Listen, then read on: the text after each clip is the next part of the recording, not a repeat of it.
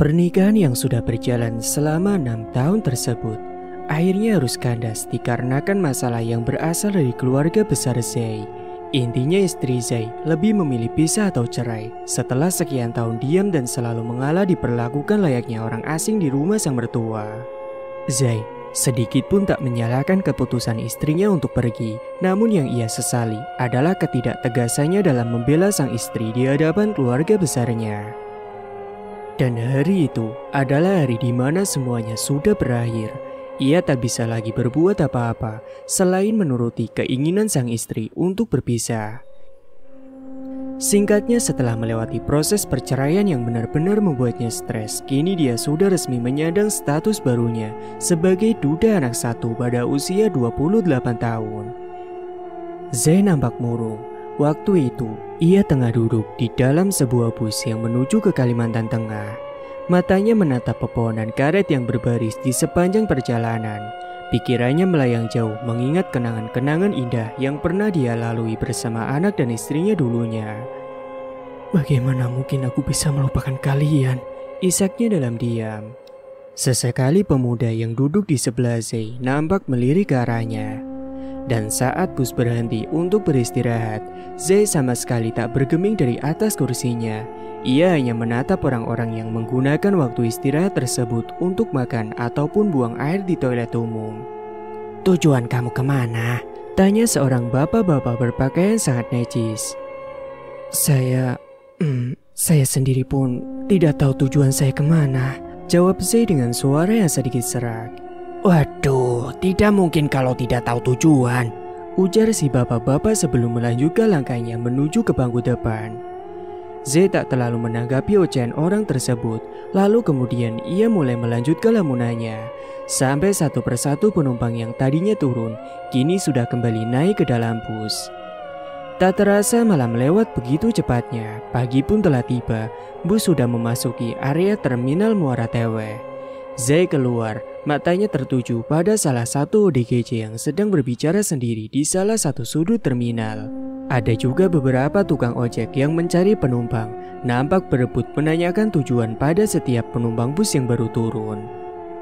"Pak, ojek Pak, saya mau ke pelabuhan," panggil Zai kala itu, dan ada 4 orang tukang ojek yang datang menghampirinya.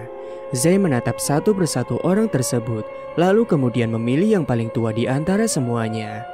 Wajah bapak-bapak tukang ojek itu nampak sumringah.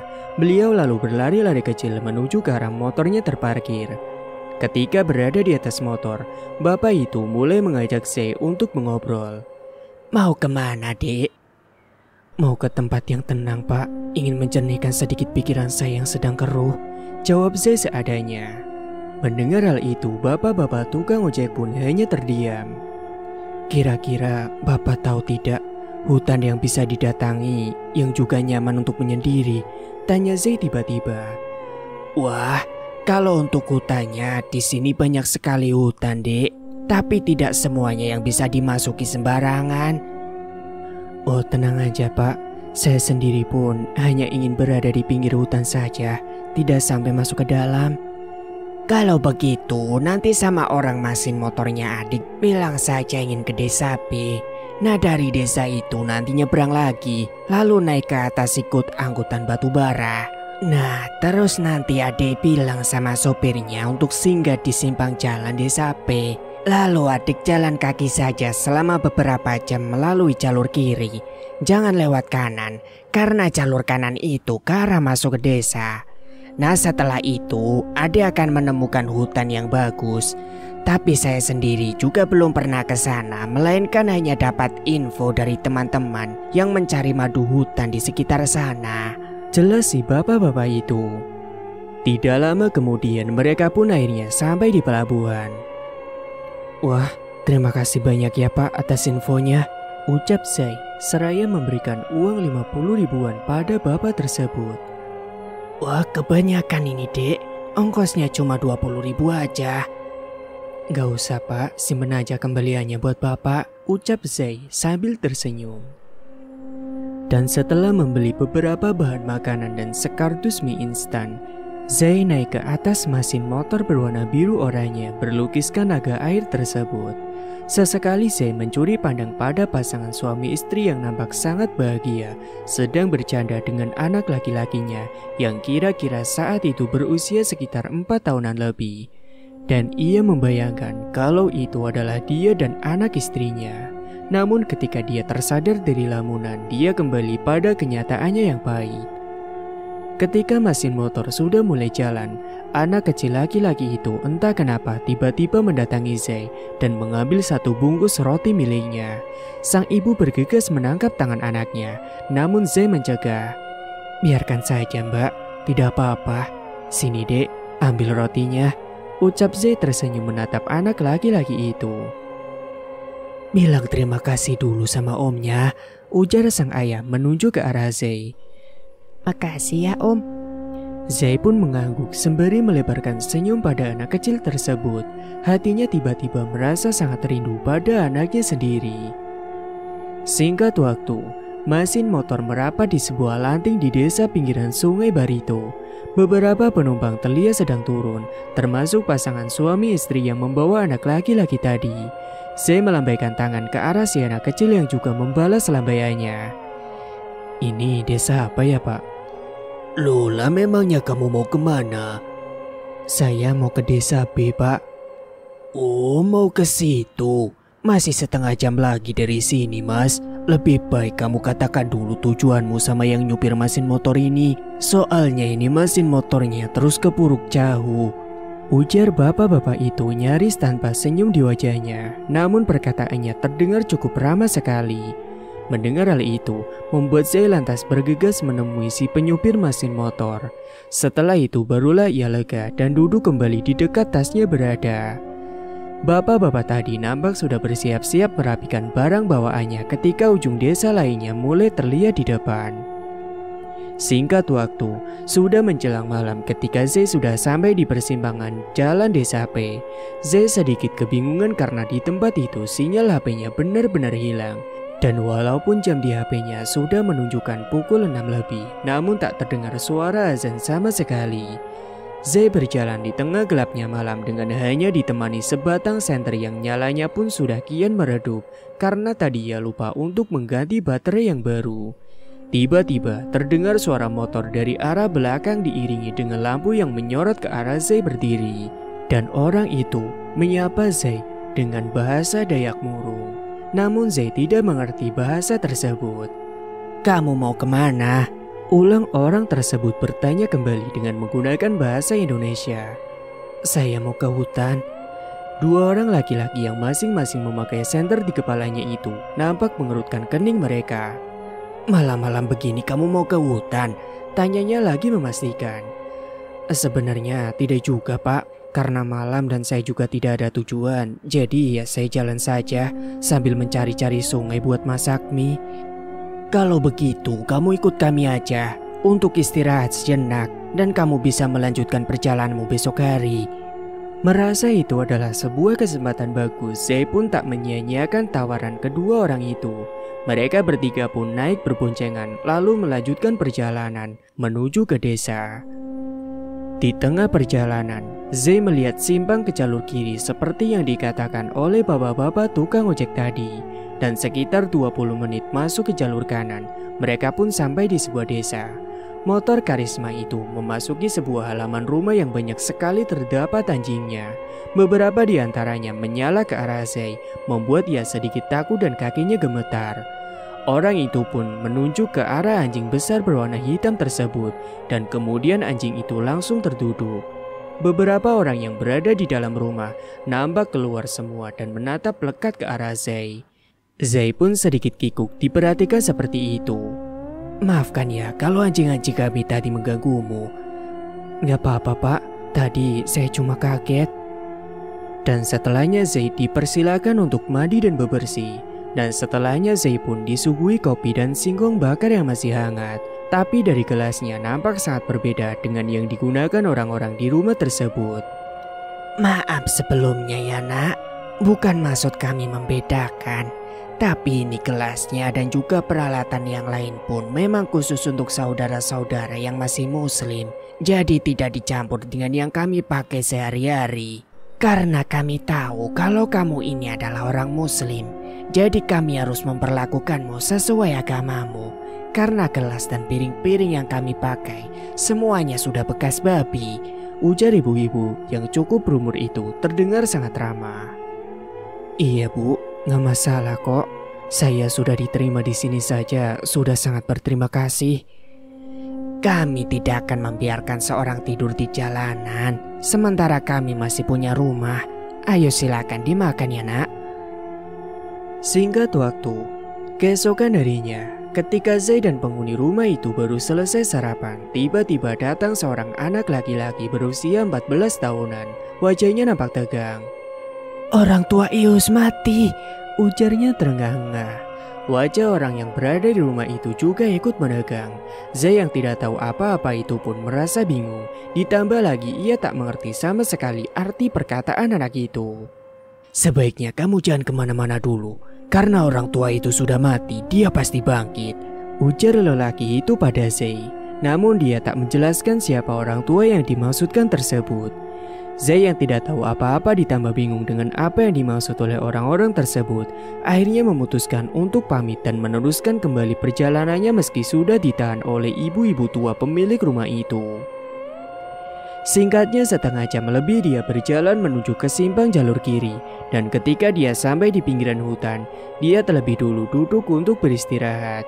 Dan tiba-tiba 3 orang laki-laki muncul dari dalam hutan. Mereka menghampiri Zai yang tengah duduk di situ. Mau kemana? Tanya salah satu dari mereka. Ke hutan pak. Mau cari apa nak? Tidak mencari apa-apa pak, jawab Zai singkat berharap mereka berhenti bertanya. Kalau bapak sendiri habis mencari apa pak? Kami mencari madu liar nak, untuk dijual lagi sama orang-orang perusahaan dan sebagiannya dipasarkan. Zai pun hanya mengangguk mendengar penjelasan dari bapak tersebut.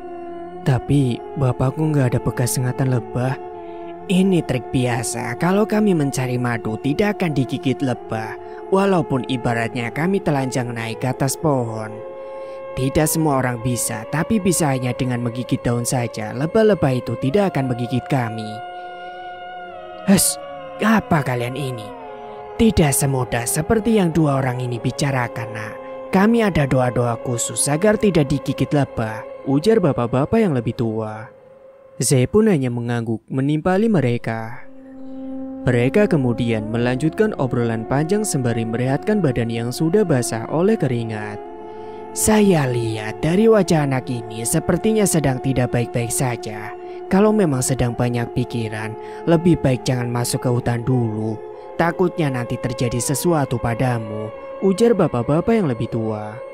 Zai hanya tersenyum menanggapi perkataan si bapak. Nggak apa-apa pak, saya akan berhati-hati kok pak.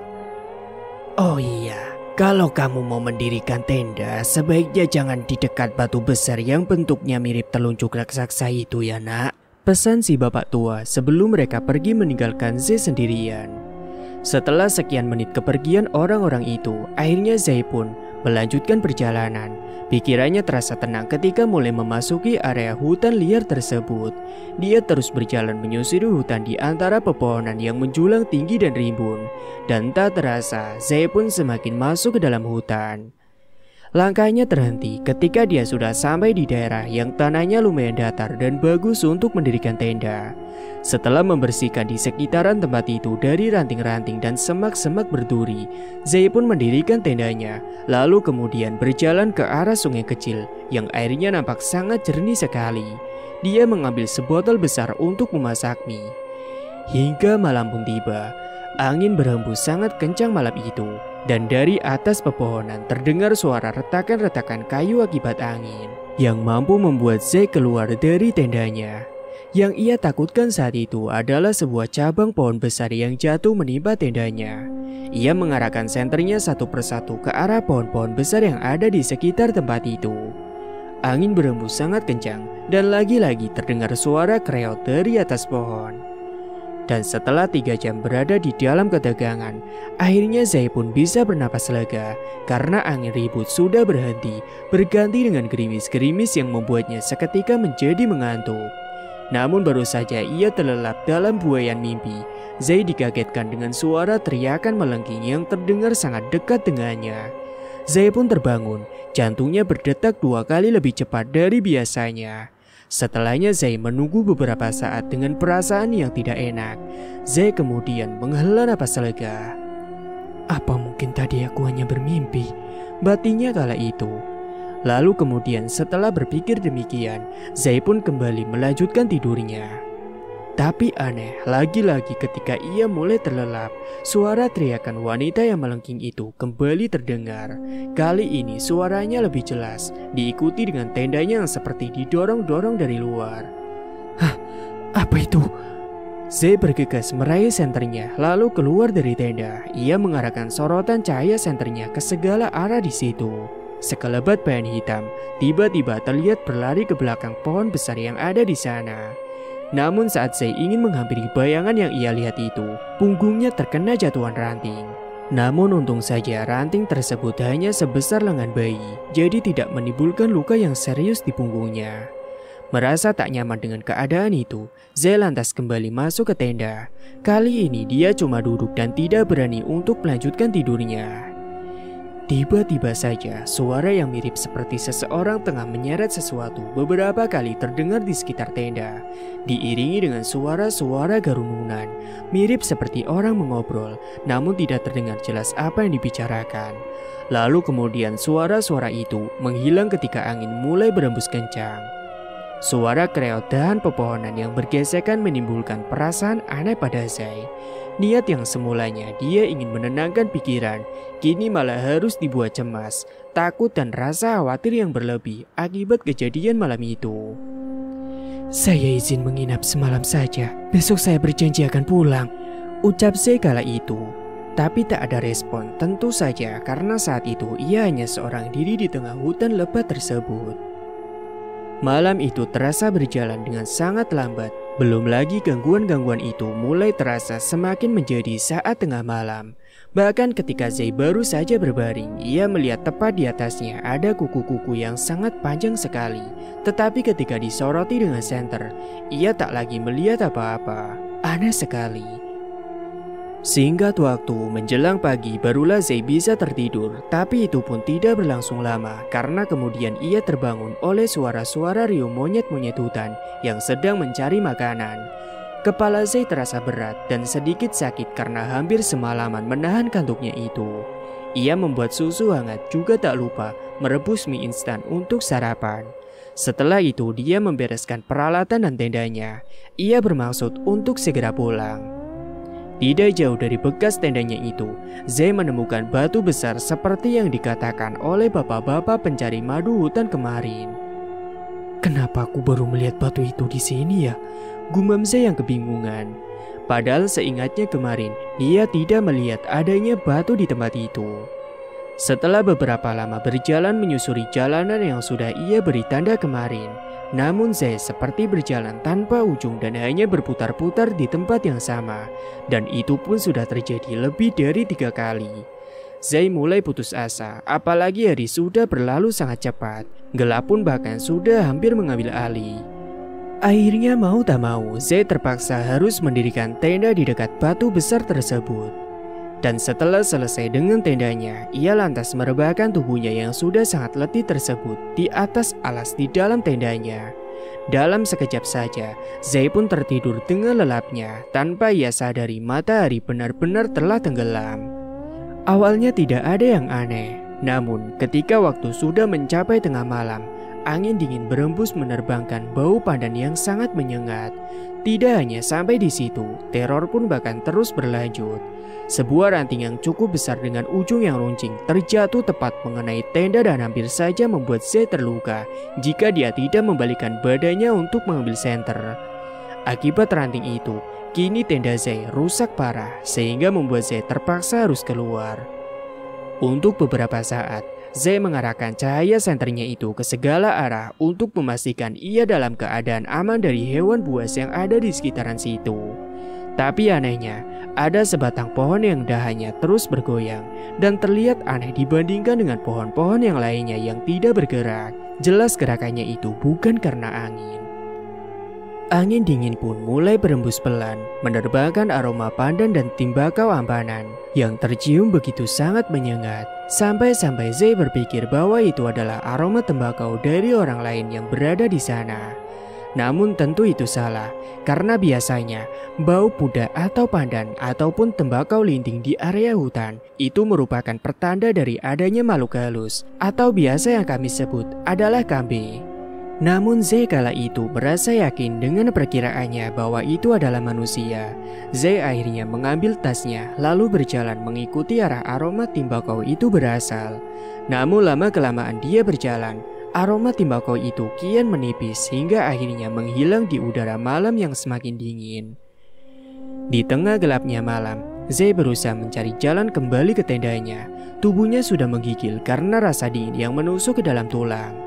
Tiba-tiba kakinya tersandung akar pohon dan tubuhnya pun terjatuh tepat di atas tanah yang menyerupai gundukan. Zai meringis, luka di kakinya tidak seberapa dibandingkan rasa takutnya kala itu. Lagi-lagi aroma aneh muncul, kali ini dia mencium bau kencur yang sangat menyengat. Dan diiringi dengan suara tawa wanita yang kadang-kadang terdengar sangat dekat dan kadang-kadang juga terdengar sangat jauh. Merasa tidak aman, Zai berlari sekuat tenaga dengan menyeret kakinya yang cedera, berusaha menjauhi tempat tersebut.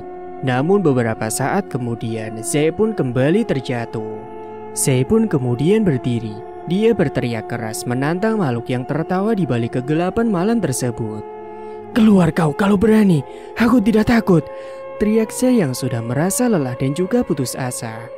Dan tiba-tiba saja dahan-dahan pepohonan itu bergoyang-goyang. Sekelebat bayangan berwarna merah melintas dari atas pohon ke pohon yang lain. Zai menajamkan matanya seolah sudah pasrah dengan apa yang akan terjadi padanya. Tapi setelah menunggu beberapa saat, tak terjadi apapun pada dirinya malam itu. Makhluk itu tidak benar-benar ingin membunuhnya. Mungkin makhluk itu juga tak ingin memakan hati manusia seperti dirinya yang sudah putus asa dan penuh penyesalan tersebut. Zai kemudian menarik napas panjang lalu dia kembali berjalan mencari arah tendanya berada. Kemudian setelah beberapa saat, Zai terbaring di atas semak-semak yang dipenuhi ranting-ranting pohon. Dia tertidur di penghujung malam hingga pagi menjelang. Dan singkat waktu, paginya dia terbangun ketika mendengar kicauan burung-burung hutan yang membangunkan dirinya. Wajahnya pucat dan di bagian kaki serta tubuhnya itu dipenuhi dengan lintah. Zai mengambil ranting yang cukup kuat untuk membuang binatang penghisap darah yang berada di tubuh dan kakinya. Harap-harap tak ada yang masuk melalui telinga ataupun lubang-lubang yang tak bisa disebutkan. Tubuhnya lemas, niat awal yang ingin menjernihkan pikiran, kini malah harus terjebak dalam situasi seperti itu. Ketika Zai berdiri dan mengedarkan pandangannya, rupa-rupanya tendanya yang sudah rusak ditimpa ranting pohon besar itu berada tepat beberapa meter dari saat dirinya itu berada. Namun tadi malam, dirinya sama sekali tidak melihat tendanya di sekitaran tempat tersebut. Aneh sekali. Namun Zai kemudian mencoba tidak berpikir itu adalah hal aneh karena memang kejadian-kejadian yang ia alami selama berada di situ memang sudah sangat aneh dan tidak masuk akal, tapi nyata terjadi padanya. Dengan sisa-sisa tenaganya, Zai kemudian masuk ke dalam tenda dan mencari mie instan untuk dimasak karena saat itu ia benar-benar sudah kelaparan. Namun alangkah terkejutnya ia ketika mendapati miminya itu sudah menghilang dan hanya menyisakan remah-remahnya saja yang mungkin hewan-hewan liar seperti monyet dan kawan-kawannya sudah menyerbu makanan-makanan tersebut. Dia pun putus asa kala itu. Akhirnya Zai pergi ke sungai yang kemarin airnya itu ia ambil untuk memasak mie. Dia pun kemudian meminum air itu sampai perutnya kembung. Tapi kenyang air tentu saja tidak bertahan lama. Zai akan tetap merasa sangat lapar. Sehingga kemudian Zai memutuskan untuk memakan buah-buahan yang tumbuh di pinggiran sungai tersebut. Buah-buah itu tidak terlalu enak, rasanya kecut dan pahit. Dan tiba-tiba saja dia melihat kehadiran istri dan anaknya di sana. Zai menyentuh mereka, lalu anak dan istrinya itu mengatakan tentang ketidakberanian Zai untuk mempertahankan hubungan mereka. Istrinya benar-benar marah dan menyalahkan atas perceraian mereka. Zai terisak, ia menangis terseduh-seduh kala itu. Beralih keluar hutan, ketiga orang bapak-bapak pencari madu itu rupanya kembali masuk ke dalam hutan setelah mengantar madu liar hasil panennya ke rumah. Mereka merasa khawatir dengan keadaan Zai yang merupakan orang asing di tempat tersebut. Apalagi di desanya, baru saja ada orang yang meninggal yang merupakan pantang untuk masuk ke hutan, apalagi sampai bermalam bila ada yang meninggal di desa itu. Mereka bertiga terus berjalan mengikuti arah yang diberi tanda oleh Zai sebelumnya. Pasti dia tidak sadar sudah masuk ke area batu itu, ujar bapak-bapak yang lebih muda, yang langsung ditanggapi dengan anggukan kedua temannya.